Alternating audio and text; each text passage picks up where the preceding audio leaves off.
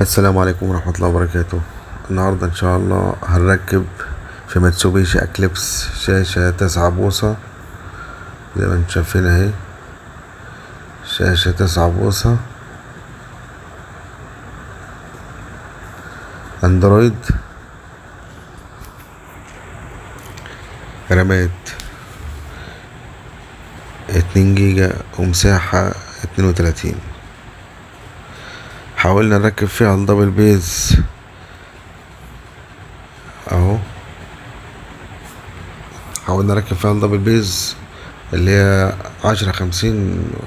العربية الكمباس مش قابل مع الكاسيت مع العربية، التلاتة مع بعض مش ماشيين مع بعض، فغيرناها وركبناها اهي. كنا بنجرب الدبل بيز اهي، حاولت معاها كذا مرة، الكمباس مش ماشي مع العربية. خلي بالك العربيات دي صعبة جدا في شغلها، وعايز واحد فاهم كويس عشان يشتغل فيها.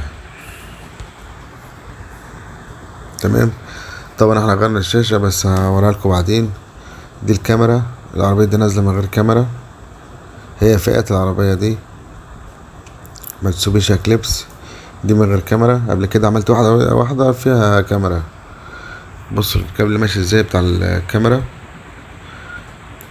كأنك رحت توكيل بالظبط، ركبت هيعدي من الفتحة دي يخش مع الضفيرة، مش برا الضفيرة.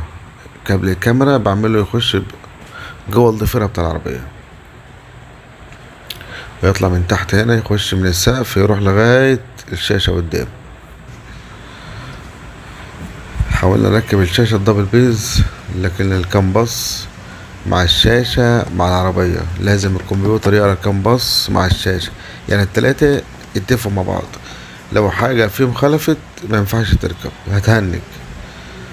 تمام.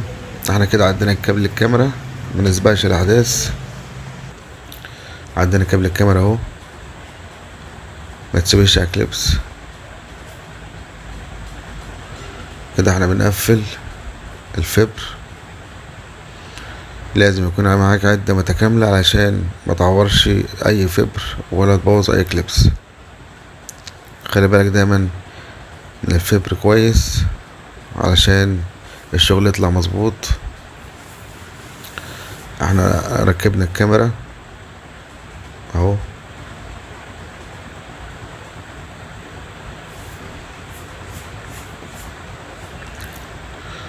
تمام، كله اتقفل تمام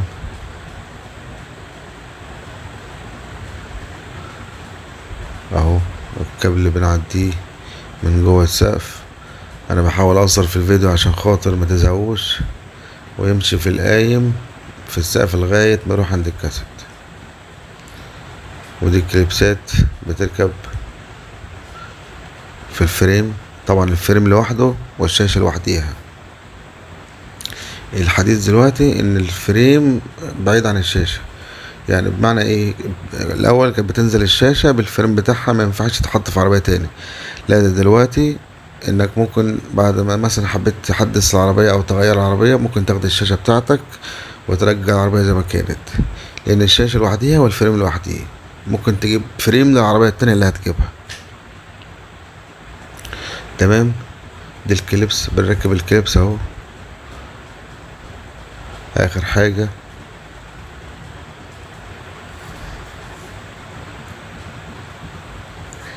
الشاشة اللي كان نفسي اركبها دي، اللي هي الرامات 4 جيجا دبل بيز، هي اشتغلت تمام اهي،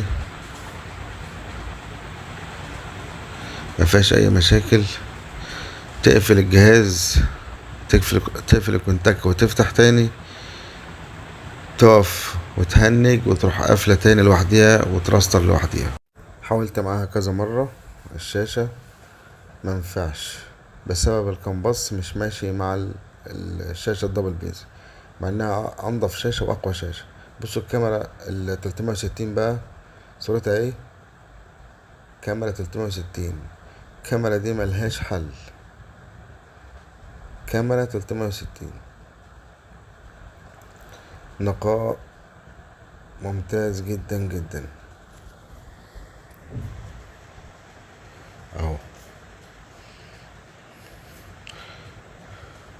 يعني بعد ده كله رحت فكيت الشاشة تاني وغيرتها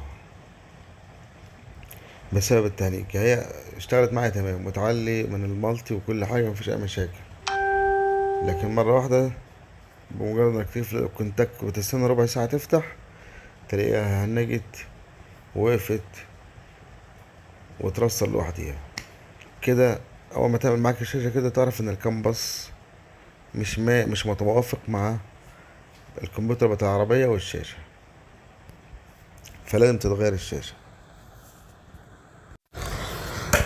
كده احنا غيرنا الشاشة بتاعت العربية.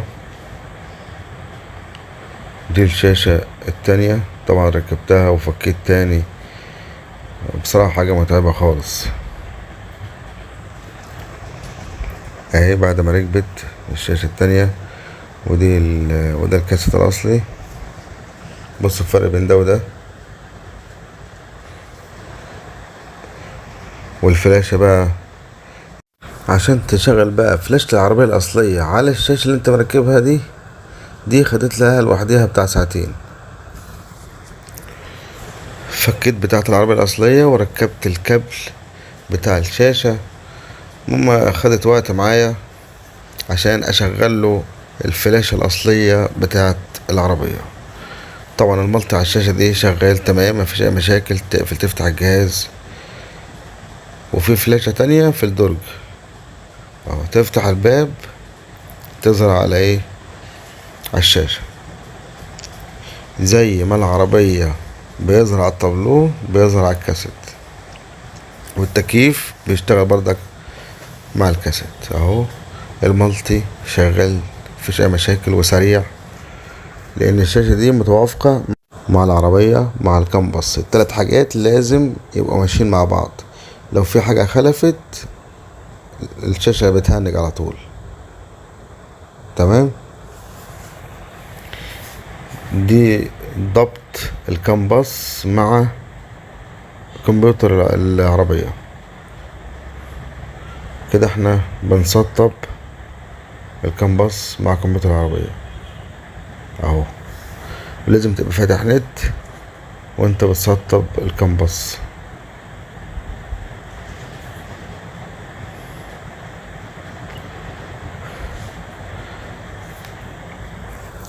ده الشكل النهائي للشاشة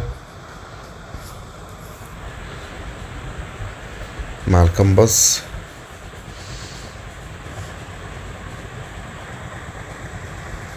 كل عربية ليها الكامبس بتاعها، يا اما بتظبط الكامبس من جوه. اهم حاجة يكون الكامبس اساسا شغال كويس مع العربية، بعد كده تظبطه. اللي هو شوية الاوبشن اللي هو فتح الباب، التكييف، الحاجات دي تقدر تظبطها، لكن لازم يكون الكمباس شغال تمام مع العربية من الأساس اهو. كده احنا سطبنا الكمباس مع الكمبيوتر بتاع العربية.